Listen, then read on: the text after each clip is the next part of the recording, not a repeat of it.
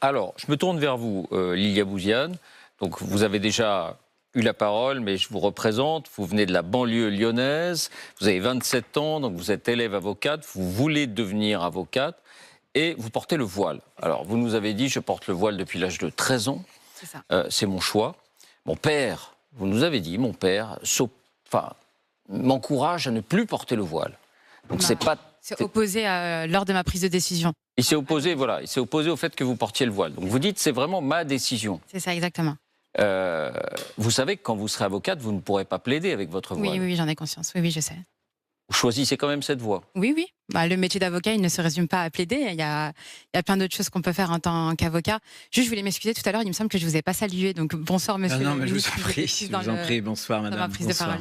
Donc, Bruno Retailleau, récemment, a dit le voile n'est pas une bonne chose sur les bancs de l'université. Il n'a pas dit qu'il voulait préparer une loi pour interdire le voile à l'université, mais il dit, de même que le voile, symbole religieux, mais peut-être déjà vous réagirez sur ce sujet, n'est pas admis dans l'enceinte de l'école, du collège, du lycée, ça devrait être la même chose à l'université, puisque c'est un lieu d'enseignement, de savoir. Oui. Vous n'êtes pas d'accord? Alors, je ne suis pas d'accord, mais au-delà de ma petite personne, l'institution française, les lois françaises et les lois de la République, depuis tout à l'heure, on parle de la République, les lois de la République, la Constitution française, la Convention européenne des droits de l'homme, tout ce monde-là est d'accord avec moi pour dire que ce que vous dites est totalement illégal et on ne peut pas comparer des élèves donc de l'école primaire au lycée à des étudiantes. En fait, j'ai l'impression que vous utilisez la laïcité à des fins politiques, plus qu'un principe réellement juridique et républicain. Et moi, c'est ce qui m'inquiète. Et je me demande, parce qu'en fait, pour faire simple, la laïcité, c'est la neutralité de l'État et non des citoyens. Pour légiférer sur les élèves au sein des écoles, on a la loi de 2004. Soit. Mais pour tout ce qui concerne... Et vous la contestez, la loi de 2004? Absolument pas. D'accord. Absolument pas. Quand je vais aller à l'école, je retirais mon voile, je ne me suis jamais opposée. Je n'ai jamais causé de problème par rapport à tout ça.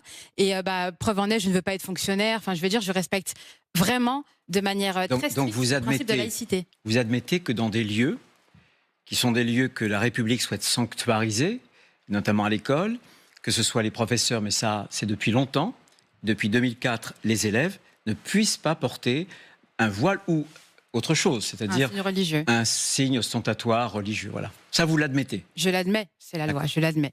Je l'admets, mais ce que je... Et vous le regrettez? Vous l'admettez ou vous le regrettez? Je l'admets. Mais ensuite, j'ai pas étudié en profondeur la loi de 2004 pour avoir réellement un avis juridique là-dessus. Je sais qu'il y a beaucoup de professionnels du droit qui disent qu'au niveau de la laïcité, c'est pas très respectueux justement de ce principe-là. Ah si. Mais moi, en tant que ces professeurs de droit qui disent que la loi de 2004 ne respecte pas la laïcité se trompent. D'accord. Alors vous, du coup, vous avez raison quand vous affirmez que... Non, mais je vais vous expliquer. Vous avez raison, il y a des obstacles pour l'université. Non, il n'y a pas d'obstacle, c'est illégal. Vous avez raison. Non, je dis qu'il y a des obstacles. Pardon, est-ce que je vous ai coupé? Est-ce que vous souhaitiez... Oh, allez-y, on échangera. D'accord.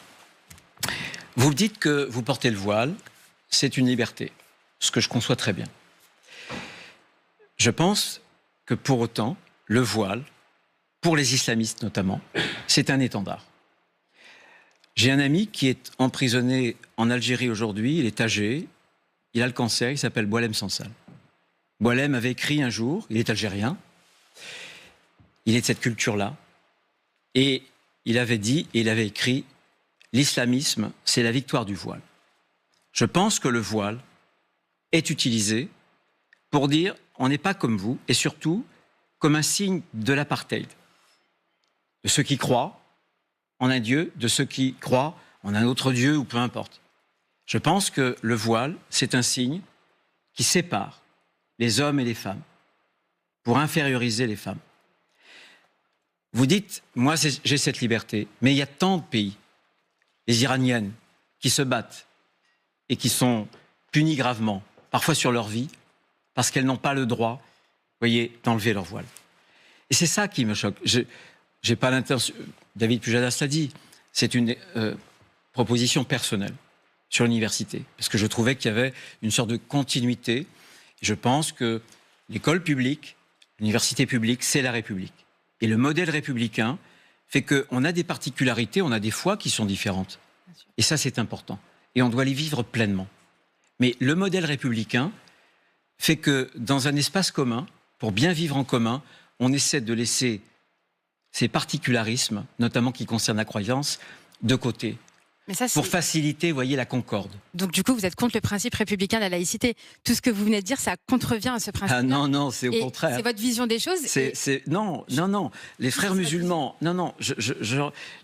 Est-ce que je peux... Je reconnais une alors allez-y, puis vous répondrez, Bruno Retailleau. Déjà, je note que vous sortez beaucoup de mots comme ça qui font peur, l'islamisme, les frères musulmans, etc. Ah, ça me fait peur, moi, oui. Mais ça me fait peur aussi. Ah oui. C'est fou. Ça me fait peur, sauf que moi, pour combattre l'islamisme, j'interdis pas des mères qui accompagnent leur enfant en sortie scolaire de porter le voile. C'est pas comme ça qu'on combat l'islamisme. Je suis vraiment désolée. Et ce que je voulais dire, en réalité, c'est que monsieur, il nous explique que selon vous, donc c'est une conviction personnelle, et je l'entends et je la comprends. Et en fait, moi, mon propos, il n'est pas de dire à tous ceux qui m'écoutent et à tous ceux qui me voient d'adhérer à mon port du voile. Je comprends que l'on ne comprenne pas. Je suis une personne intelligente, j'admets qu'on ne comprenne pas, c'est normal. Est-ce que vous pouvez nous dire pourquoi vous le portez ? Justement, j'allais dire c'est un choix spirituel et en fait, j'aurais beau vous l'expliquer, vous le comprendrez pas parce que c'est le propre de la Essayez croyance. quand même. Non, mais j'ai pas à me justifier sur ce choix. Ah non, c'est pas de la justification. J'ai l'impression que si, quand on me demande de m'expliquer. Personne, enfin moi je prétends pas vous imposer que vous quittiez le voile dans l'espace public. C'est dans quelques lieux. David Pujadas l'a dit, si demain, puisque vous étudiez le droit, vous ne pourriez pas plaider comme avocate avec le voile. Ça veut bien dire que dans notre République, on essaie de préserver des endroits. Je voudrais par exemple, moi, que dans les grandes compétitions sportives, il y a eu un contentieux. Le Conseil d'État a tranché avec la fédération de foot ou la Ligue sur les hijabeuses, vous voyez, qui réclamaient justement la capacité de pouvoir jouer des compétitions dans des stades avec le voile.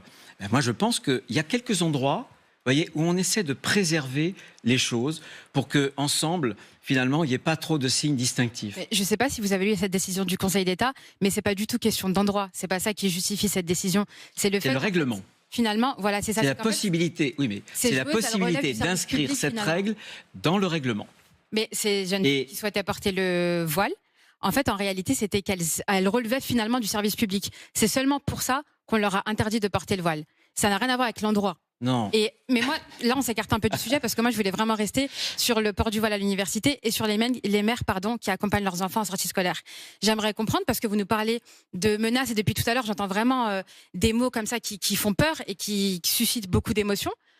J'entends, mais là, en l'occurrence, on parle de jeunes femmes inoffensives qui étudient à l'université, qui veulent s'intégrer dans la société, qui peuvent s'émanciper par les études, qui peuvent justement être une réelle valeur ajoutée et l'emploi, etc. Mais bien sûr. Et j'en suis la preuve.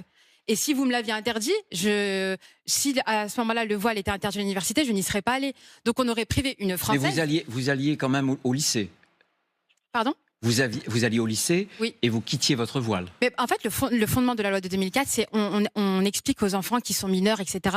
On veut les protéger parce qu'ils seraient susceptibles d'être influencés par leur entourage. Il faut cesser d'infantiliser les musulmans et on peut comprendre qu'au bout d'un moment, ces femmes-là, elles prennent des décisions qui leur sont propres et qu'il n'y a pas derrière un grand barbu qui leur dit mets ton voile. Moi, je vous l'ai dit, mon père n'était pas d'accord. J'ai pas de frère.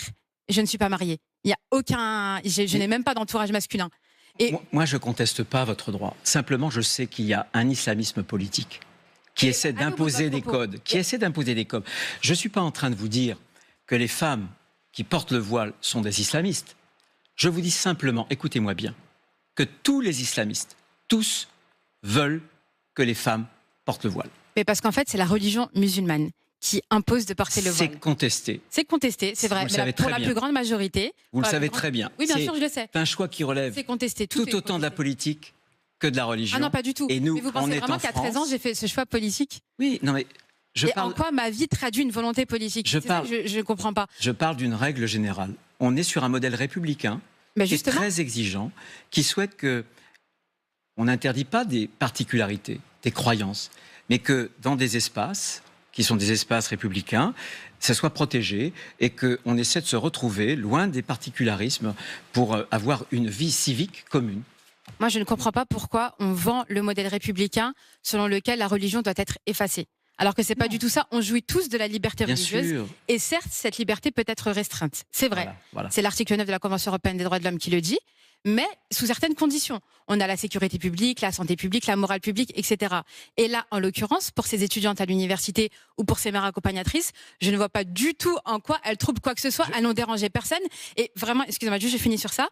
Si aujourd'hui vous vendez aux Français le fait de combattre l'islamisme en interdisant ces pauvres femmes de porter le voile, c'est inquiétant.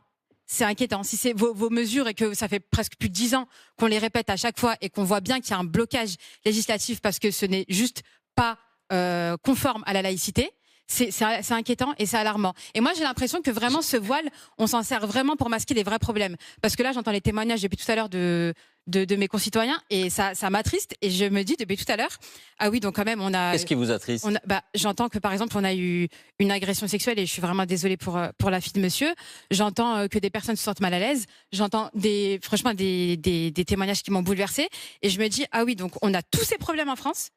Et on a monsieur le ministre de l'Intérieur qui me parle des mères en sortie scolaire, comme si c'était le problème vraiment qui perturbait tout l'ordre public. Et surtout qu'il n'y a aucun citoyen français qui ne s'est plaint de ça. Et il n'a jamais été démontré, laissez-moi juste finir, il n'a jamais été démontré que le voile contribue à l'islamisme ou que ces mères qui accompagnaient leurs enfants en sortie scolaire faisaient du prosélytisme ou quoi que ce soit. Bon. Il n'y a eu aucune étude. Réponse là-dessus, Bruno Retailleau, puis après on va avancer. Très rapidement, c'est désormais connu, on le sait bien, qu'un islam politique veut, par le voile, imposer un ordre à la société où la femme est l'inférieur de l'homme et où, en réalité, cet étendard-là qu'est le voile, sépare d'une part de la société, de la communauté nationale, les croyants, les non-croyants. Pour ce qui concerne la sortie scolaire, je veux simplement être clair, on a interdit le voile à l'école. Oui, bien sûr. Et pour moi, les sorties scolaires, c'est l'école hors les murs. C'est l'école hors les murs.